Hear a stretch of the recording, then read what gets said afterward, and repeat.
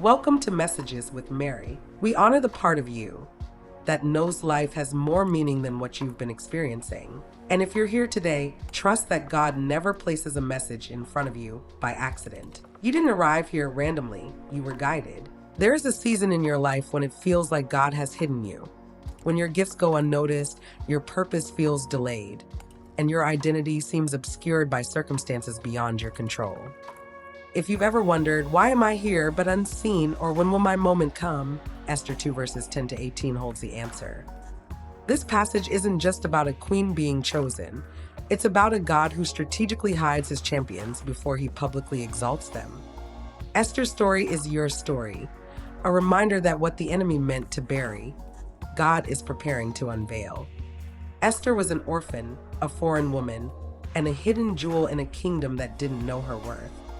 Yet, in the silence of her obscurity, God was orchestrating her destiny. The verse tells us that Esther did not reveal her people or her family, Esther 2 verse 10, because Mordecai warned her not to, Esther 2 verse 20. This wasn't shame, it was strategy. God was protecting her identity for a moment when it would save a nation. If you've ever felt like you're living in the shadows, like your true self is hidden, or like your purpose is delayed, this is your divine reassurance. God hides you to prepare you. You may be in a season where it feels like no one sees your potential, where your dreams are on hold, or where you're forced to keep parts of yourself concealed. But what if this isn't rejection? What if it's protection? What if the silence isn't abandonment but preparation? Esther's hiddenness wasn't a punishment, it was a process. God was shielding her from the enemy's radar while he positioned her for promotion. The same is true for you. The obscurity you're in is not a detour, it's a divine setup. Think about it. Esther didn't choose her hiding. Mordecai, her cousin, told her not to reveal her identity. This wasn't fear, it was wisdom. Sometimes, God calls you to be silent not because you're unworthy, but because the enemy doesn't deserve to know your next move. Your hiddenness is your advantage. While others are distracted by the noise, God is quietly positioning you for a sudden and undeniable breakthrough. But here's the hard part. Waiting in obscurity feels like wasting. It feels like being overlooked, like your time will never come. You may have prayed for visibility, asked for recognition, or wondered why God hasn't moved yet. But Esther's story reveals that God's timing is never late. He doesn't promote you before he prepares you. He doesn't expose you before he protects you. And he doesn't elevate you before he tests you. Your hidden season is your training ground, and then the moment comes. For Esther, it was when the king's favor rested on her, Esther 2 verse 17. She went from hidden orphan to crowned queen in a single chapter. But notice, she didn't force it. She trusted the process. She let God write her story. And when the time was right, God unveiled her purpose in a way that no one could ignore. You may feel like you're Esther in chapter 2, unknown, unnoticed, and waiting. But God is saying, your chapter 7 is coming. The moment when your identity is revealed, your purpose is unveiled, and your enemies are silenced by the favor of God on your life. The garden gate is about to swing open. The treasure chest is about to be uncovered. The butterfly is about to emerge. So what do you do while you wait? You do what Esther did. You stay faithful in the hidden. You trust the process. You let God prepare you in secret so he can promote you in public. You don't rush the unveiling because the greater the hiddenness, the greater the revelation. And here's the promise for you today. What's hidden in you is greater than what's against you.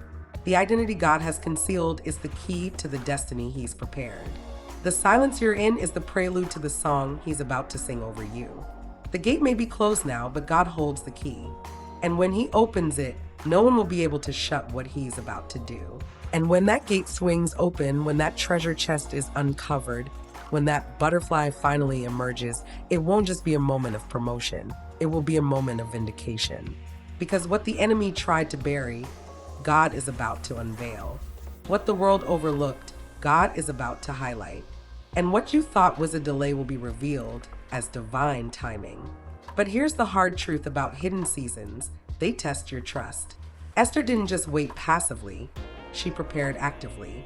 She submitted to the process. She let Mordecai guide her. She trusted God's timing. And that's what God is asking of you. Not just to wait, but to prepare. Not just to endure the hiddenness, but to embrace the refining.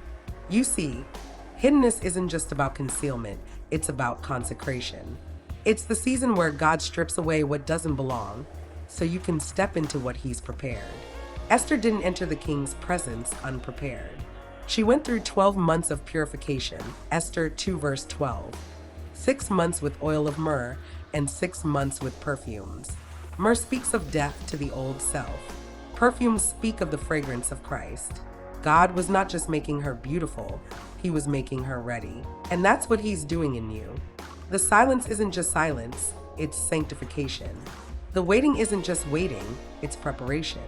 The obscurity isn't just obscurity, it's consecration. God is not just hiding you, He's holying you. He's not just delaying your moment, He's deepening your roots.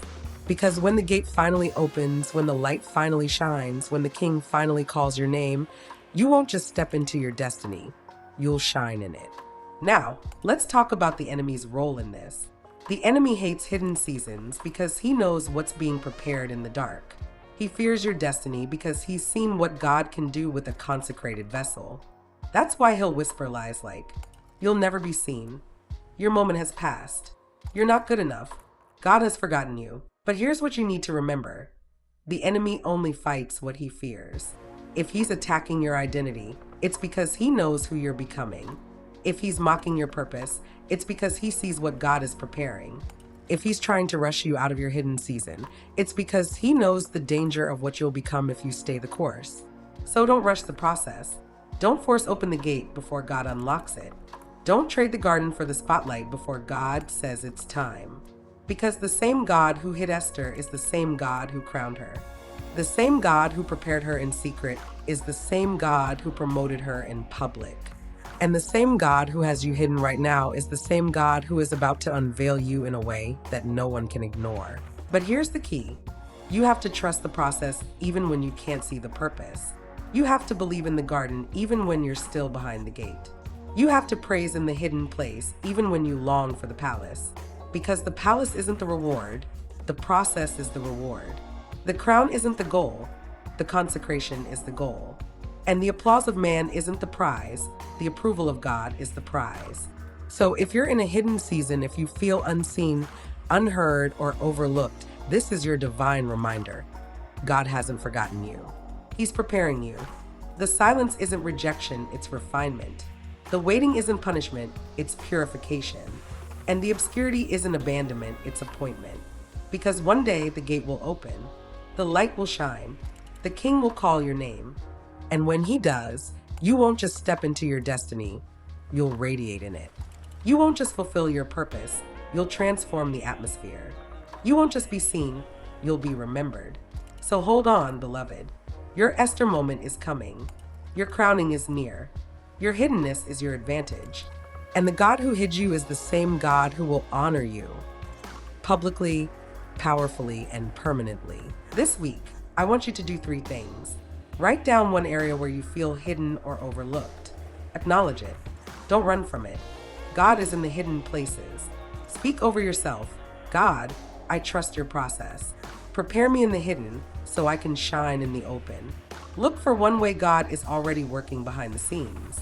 It might be a small open door, a whisper of confirmation, or a sudden peace in the waiting. He's always moving, even when you can't see him. Your hidden season is sacred. Your destiny is being cultivated in the dark, and your moment is coming. And don't forget to comment below. What part of your identity do you feel God is hiding for a greater purpose? Let's declare it together.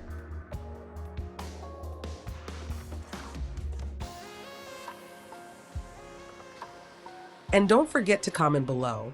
What part of your identity do you feel God is hiding for a greater purpose? Let's declare it together.